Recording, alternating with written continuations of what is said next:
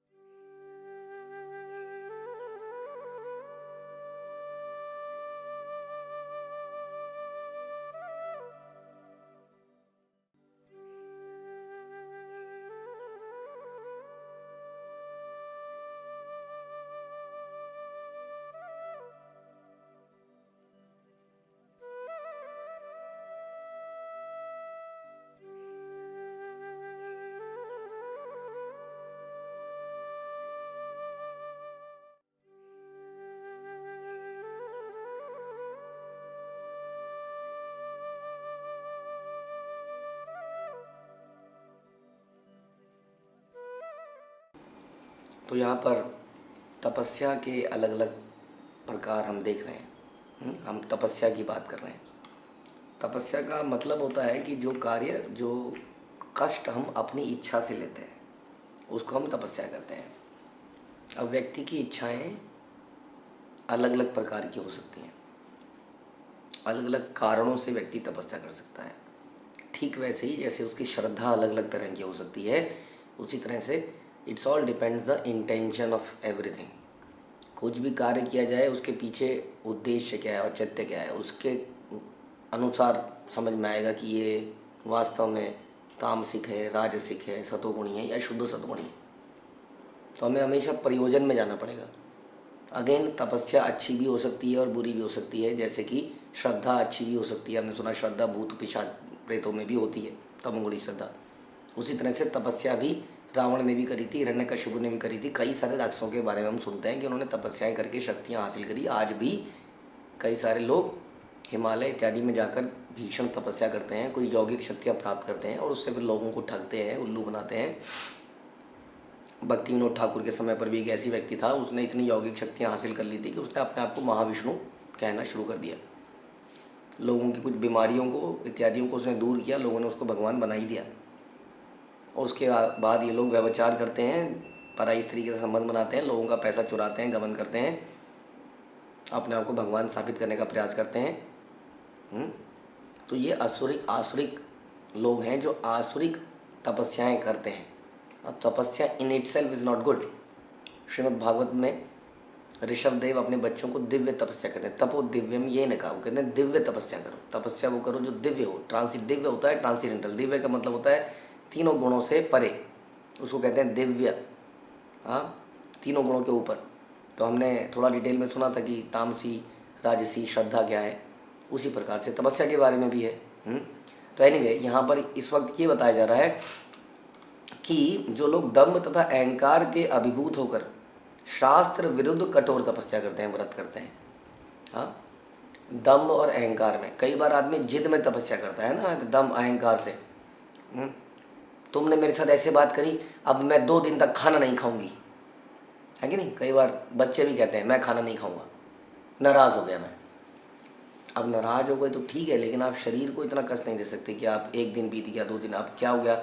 सामने वाला या तो बिल्कुल विनम्र आदमी आ गया तो उसने तो मना लिया, लेकिन कहीं सामने वाला भी अगर उल्टा है, नहीं खाता मत खा, अब कैसे वो छोड़े इस बात को। अब तो मुँह से बोल दिया। हाँ, अब तो मरने की हालत पे आएगा, तब सामने वाला कई बार सोचता है मर ही ना जाए यार, बोल देते हैं, चल छोड़, पागल है तो, है ना। कई बार आदमी इतना अहंकारी हो जाता है कि वो अपने अहंकार है ना, वो सेम क्या कहते हैं, प्राण जाए पर वचन ना जाए। अरे वो बात अलग है और ये बात अलग है। अगेन, इंटेंशन से पता चलेगा, राइट, कि इंटेंशन क्या है, उद्देश्य क्या है। उद्देश्य दिव्य है या उद्देश्य घटिया है। ये थोड़ी कि मैंने जबान दे दी है, घटिया चीज़ के लिए आपने जबान दे दी है, आपने ऐसी प्रतिज्ञा ली जो कि यूजलेस है। हाँ, जो कि क्या कर रही है, यहाँ बता रहे हैं, शरीर के स्थित भीतर परमात्मा को और इस शरीर को कष्ट पहुँचा रहे हो आप। तो आप कहेंगे जो तपस्या करेंगे तो कष्ट तो पहुँचेगा ही नहीं। जब किसी की प्रसन्नता के लिए हम तपस्या लेते हैं, जैसे भगवान की प्रसन्नता के लिए आप शारीरिक कष्ट ले रहे हैं, तो उससे सामने वाले का प्रेम बढ़ेगा। लेकिन अपने दंभ के कारण अगर मैंने कोई शपथ ले ली, हाँ, अपने अहंकार को संतुष्ट करने के लिए, तो उससे कोई प्रेम नहीं बढ़ेगा, मेरा अहंकार ही बढ़ेगा। बल्कि बढ़ेगा क्या, फिर एक दिन अगर सामने वाला आपके जैसा ही टकरा गया तो अहंकार चूर ही हो जाएगा। फिर वही हाल होगा कि रस्सी एक दिन मर जाएगी, जल जाएगी, लेकिन बलों के साथ अटकी रहेगी, टेढ़ी मेढ़ी सी रहेगी, बल नहीं जाएंगे उसके। तो ऐसा कई बार हो जाता है। इससे लाभ नहीं है, इससे बिल्कुल भी लाभ नहीं है। हाँ, तो ये क्या है, दंभ तथा अहंकार में आकर मेरी हमारी मांगें पूरी हों, नहीं तो हम यहीं पर आमरण अनशन करेंगे, ये क्या हो गया, अहंकार हो गया कि तुम्हें मेरी बात माननी ही पड़ेगी। चाहे वो किसी यूनियन में हो, चाहे वो घर के अंदर पत्नी, हाँ, बाल हट त्रिया हट जैसे कहते हैं कि स्त्री ने, पत्नी ने हट कर दी, बच्चे ने हट कर दी और हट में अड़ ही गया। तो इस हट में कई बार हम अपना बड़ा नुकसान कर देते हैं और हम खाते नहीं हैं। लेकिन क्या ये ना खाना व्रत माना जाएगा, ये क्वेश्चन है। इसी टाइप का क्वेश्चन है अर्जुन का। तो भगवान क्या कह रहे हैं, ये शास्त्र विरुद्ध तपस्या है, शास्त्रों के द्वारा अनुमोदित तपस्या नहीं है। ये भगवान को प्रसन्न करने के लिए नहीं कही गई है, ये आत्मशुद्धि के लिए नहीं करी गई है, ये जन कल्याण के लिए नहीं करी गई है। इसलिए ये क्या है, काम और आसक्ति द्वारा प्रेरित है। काम और आसक्ति द्वारा प्रेरित चीज़ को आप जनरली रजोगुणी कह सकते हैं, है ना। तो ये तपस्या वास्तव में आप कह सकते हैं राजसी है। काम और आसक्ति, इसके पीछे कोई भौतिक काम है, या तो मुझे वो स्त्री मिल जाए उसके लिए मैं 10 साल तपस्या करूँगा। हाँ, कई बार आदमी इस संसार में बहुत काम करता है धन कमाने के लिए। धन कमा के क्या करेगा, धन कमा के उसके सामने फेंक देगा, उसके चरणों में गिरा देगा, फिर उससे शादी करेगा, है ना। इसके लिए उसने अपने जीवन के 10 साल दिन रात काम किया, बहुत काम किया, बहुत मेहनत करी, ये भी तपस्या है। लेकिन ये काम से उत्तेजित तपस्या है। अगेन इसके पीछे उद्देश्य किसी को भोगना है, हाँ, या कोई आसक्ति है, हमें किसी चीज़ से आसक्ति हो जाती है, उसके लिए हम शरीर को ज़रूरत से ज़्यादा थका देना भी एक प्रकार की राजसी तपस्या है। शरीर को थकाया जाना चाहिए जिस पर्पज़ के लिए वो वास्तव में है। जैसे कि फॉर एग्ज़ाम्पल माना एक गाड़ी है। अब एक गाड़ी अगर हम किसी और की गाड़ी को चलाते हैं माना, तो कई बार हमने देखा होगा हम लोगों ने, क्या होता है कि बम्पी रोड आ गई, ऊपर रोड़े पड़े हैं सड़क पर या स्पीड ब्रेकर है, लेकिन हम लोग रोकते नहीं है, हमारी गाड़ी नहीं है, फटाफट उसकी गाड़ी उछलती है, धूम धाम धूम। हाँ, तो अल्टीमेटली गाड़ी का वियर एंड टीयर बढ़ गया, है ना, गाड़ी का टूट फूट हुआ, अंदर नहीं कुछ तो हुआ ही। तो ये क्या हो गया, ये राजसी हो गया। लेकिन यही गाड़ी को अगर गाड़ी का मालिक साथ में बैठा है और हॉस्पिटल में इमरजेंसी है और हम जा रहे हैं, हाँ, तो भी गाड़ी उछल रही है, टूट फूट हो रही है, लेकिन ये जाना क्या कहलाएगा, ये बिल्कुल सतोगुणी कहलाएगा, है कि नहीं। क्योंकि मालिक साथ में बैठा है, मालिक को इमरजेंसी है, इमरजेंसी सिचुएशन है, घटना ऐसी है, क्या गाड़ी को देखें इस वक्त, गाड़ी को देखें, पत्थर को देखें, या उस आदमी को देखें जो मर रहा है। हर चीज़ का एक यूसेज है, उसको अगर उस यूज़ के लिए जब यूज़ करेंगे चीज़ तो घटेगी, डेप्रिशिएट होगी। बनियों की तरह, या मतलब बनिया मतलब सॉरी कहने का मतलब है कंजूस की तरह उसको वो थोड़ी कर लेना है, कवर में थोड़ी रखना है, घी को बाहर के डब्बे से थोड़ी खाना है, लेकिन सही उपयोग करना है। तो यहाँ पर गाड़ी का सही उपयोग क्या था कि हमने उसको यूज़ किया, चाहे उसमें कितना भी वियर एंड टियर हुआ, लेकिन एक आदमी ने अपनी इच्छा के लिए कि मैं तेज़ चलाऊंगा, मेरी गाड़ी तो ऐसी नहीं है, मज़े करूंगा, तो गाड़ी टूटी, तो मिसयूज़ हो गया। तो ये तपस्या। इसी तरह से अगर आप तपस्या को भी समझने का प्रयास करें कि जो तपस्या गाड़ी इस शरीर के मालिक यानी कि भगवान की प्रसन्नता के लिए करी गई, वो तपस्या सतोगुणी तपस्या या शुद्ध सतोगुणी बोल लीजिए तपस्या है। जो तपस्या आपने करी लेकिन इस शरीर के मालिक द्वारा प्रेस्क्राइब्ड नहीं है। अब हम लोग कितने व्रत करते हैं संसार में, और हमने देखा कि लोग व्रत करना छोड़ते नहीं है भक्ति में आने के बाद भी। कई बार ये सारे व्रत करना यहाँ बताया गया है तामसी राजसी व्रत हैं, ये अच्छी बात नहीं है। कई बार लोग गुरु दीक्षा प्रोसेस लेने के बाद भी इन सब चीज़ों को चालू करते हैं, ये बहुत बड़ा धोखा है। वास्तव में हम बहुत बड़ा धोखा दे रहे हैं। ये शास्त्र भी बता रहे हैं इस श्लोक के माध्यम से कि इस प्रकार के व्रत जो हैं काम और आसक्ति द्वारा प्रेरित हैं, जो मूर्ख हैं तथा जो शरीर के भौतिक तत्वों को तथा शरीर के भीतर से परमात्मा को कष्ट पहुँचा रहे हैं, इन लोगों को असुर कहा जाता है। बताइए, हमें लगता था कि हम तो बहुत अच्छा कार्य कर रहे हैं, हम तो क्या किसी के हम व्रत रखने में क्या है, अच्छा चलिए जी ये पति के लिए व्रत रखने में क्या है जी, चलो बच्चे के लिए व्रत रखने में क्या है, चलो जी उसको अच्छी कन्या मिल जाएगी इसलिए व्रत रखने में क्या है, व्रत रखने तो अच्छे ही हैं, अच्छा है। ऐसा नहीं है, यहाँ पर श्लोक से पता चल रहा है कि सारे व्रत या सारी तपस्याएँ अच्छी नहीं हैं। क्योंकि अगेन मैंने बताया ना कि एक आदमी गाड़ी चला रहा है तो किसके लिए चला रहा है, गाड़ी जब चलेगी तो टूट फूट होगी, उसके टायर घिसेंगे, ओके, बट किस पर्पज़ से घिसे जा रहे हैं। उसी प्रकार से जब हम शरीर को कष्ट दे रहे हैं, उसको खिला नहीं रहे हैं, पिला नहीं रहे हैं, कुछ कर रहे हैं ऐसा,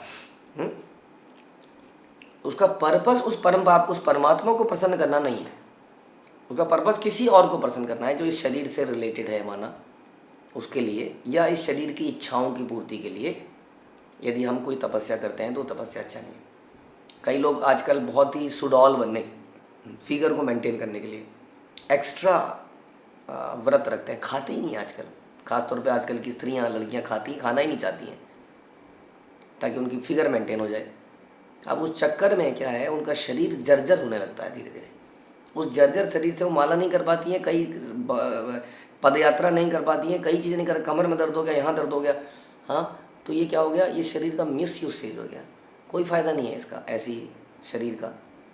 शरीर ऐसा तो होना ही चाहिए कि वो आध्यात्मिक तपस्याएं कर पाए, इतना बल तो उसमें होना ही चाहिए, क्योंकि इन आध्यात्मिक तपस्याओं से ही तो हम भगवान को प्रसन्न करते हैं, है ना। इतना शरीर के अंदर एनर्जी हमें डेवलप करनी चाहिए, उसके लिए चाहे फिर हमारा शरीर कैसा भी हो जाए, क्योंकि इसका पर्पज़ है, अगर उस पर्पज़ के लिए यूज़ नहीं हुआ तो उसका कोई लाभ नहीं हुआ, ये यहाँ पर बता रहे हैं। जो ऐसा नहीं करता है, यहाँ बताया जा रहा है मूर्ख है, मूर्ख से भी बड़ा बता रहे हैं, असुर है, इतनी बड़ी चीज़ बताई जा रही है। तो कई बार किसी पॉलिटिकल रीज़न के उद्देश्य से हम लोग तपस्या कर लेते हैं, जैसे मैंने बताया कई लोग आमरण अनशन करने लगते हैं और अपने शरीर को समाप्ति कई बार ऐसे करके मृत्यु भी हो जाती है। और कई बार हमने बताया कोई बच्चा या कोई स्त्री या कोई पुरुष भी, तुमने मेरे से ऐसे बदतमीजी से बात करी, मैं नहीं खाऊंगा ना। कई बार लोग प्रसाद को फेंक देते हैं, ये रहा तुम्हारा प्रसाद, ऐसे बहुत सारी गलतियाँ हमसे हो जाती हैं। ध्यान रखिए, ये कोई, इसको हम तपस्या नहीं कह सकते हैं। हाँ, और एक तरफ हमने बोला कि कई बार हम किसी देवी देवता के लिए या कोई और व्रत अनुष्ठान के चक्कर में हम कुछ ऐसे कार्य करते हैं जिससे कहीं ना कहीं शरीर को कुछ ना कुछ कष्ट तो है ही। तो क्योंकि ये कष्ट उस परमात्मा के लिए नहीं लिया गया और आपने शरीर का इस कार का वियर एंड टियर किया, इस शरीर रूपी कार का, तो ये उचित नहीं है। क्योंकि भगवान का ये कहना है कि भैया मैंने आपको ये शरीर दिया था, अगर आपको इसको किसी और की सर्विस के लिए यूज़ करना है तो यू शुड आस्क मी और नॉट टेल मी। आपने किसी को कोई धरोहर दी और वो व्यक्ति उस धरोहर को किसी और के लिए यूज़ कर रहा है, क्या उसको आपसे पूछना नहीं चाहिए पहले? मैंने आपको कार दी और कार आपने कि आप अपने घर में रख लेना, चलो आप कभी कभी ऑफिस चले जाना, मैं आपको देता हूँ, और आपने उसमें किसी और के छत्ते दुनिया भर के काम करने शुरू कर दिए। तो उसी तरह से सोचना चाहिए, शरीर जो है हमें भगवान की प्रसन्नता के लिए, भगवान की सेवा के लिए ही मिला है। इसलिए इसमें जो भी व्रत है, जो भी सेवाएँ हैं, जो भी करना है, इस शरीर का उपयोग वो भगवान की प्रसन्नता के लिए होना चाहिए। तो ये शुद्ध सतोगुणी है। अगर ये किसी आसक्ति काम की इच्छा से हो गया तो ये रजोगुणी हो जाएगा। और अगर ये अज्ञानतावश कई बार लोग व्रत रख लेते हैं, हाँ जैसे मैंने बताया कि हम स्वस्थ होने के लिए रख रहे हैं या हम इसलिए रख रहे हैं और खा ही नहीं रहे हैं, कुपोषण के शिकार हो गए हैं, तो ये तामसी हो गया। बिल्कुल ही अज्ञानता में रखा गया व्रत इत्यादि तपस्या तामसी, भौतिक काम इच्छाओं के लिए रखा गया रजोगुणी। मैं तो कहता हूँ जैसे हमने देवताओं के लिए बोला था, तो देवताओं या किसी और अच्छे पति बच्चे के लिए रखा गया, कर लीजिए चलो सतोगुणी, क्योंकि वो भी भगवान के लिए नहीं है। माना कि कई व्रत आपने वेदों के अनुसार भी रख लिए, जैसे कि हमने पहले भी चर्चा करी थी, लेकिन वो भी भगवान की प्रसन्नता के लिए नहीं रखे माना, हाँ तो वो भी सतोगुणी, एट द मैक्स सतोगुणी है। लेकिन उसके ऊपर जो केवल भगवान की प्रसन्नता के लिए रखे गए, जैसे हम एकादशी व्रत रखते हैं, जन्माष्टमी रखते हैं इत्यादि, हाँ तो उसमें जो शरीर का वियर एंड टियर होता है उसमें भी होता है, हाँ वो, लेकिन उस परमेश्वर की प्रसन्नता के लिए जिसका ये शरीर है, इसलिए इससे उच्चतम लाभ मिलता है। हरे कृष्णा। श्रील प्रभुपाद की जय, भगवद गीता की जय।